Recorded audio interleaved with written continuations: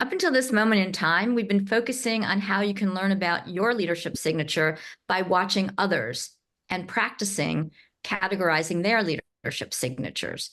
But now we want to turn the lens and focus on you. What is your leadership signature? A first step here is to surface your own mental model of what your leadership signature is. Well, we might start that process just by asking, what is your leadership signature? Often the answer to that question is limited by the common frameworks that inhabit our knowledge of leadership. So some people might say, oh, I'm an autocratic leader or a directive leader or an empathetic leader or a servant leader. But these categories, based on research and practice, may be limiting. So I suggest starting with pictures. What pictures would you choose to categorize your leadership signature? There are a number of ways to do this. First, you can just think of images that best represent who you are as a leader.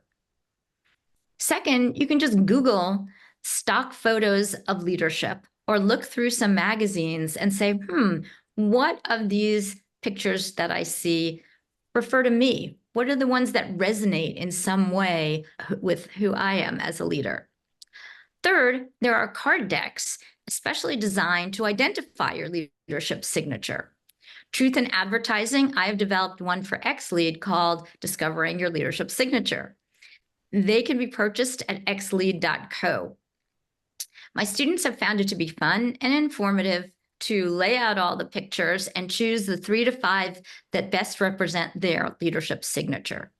Whatever strategy works for you, begin to think about the leadership images that capture who you are. Keep in mind that there may be multiple images, each of which represents a different facet of who you are as a leader.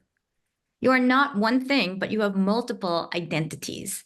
For example, you might be both an entrepreneur and an empowering leader, or a directive leader, but also an innovative one.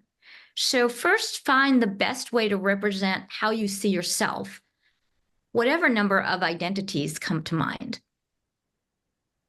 After looking at the images you have chosen, capture what those pictures mean in words. This is the base upon which we will build.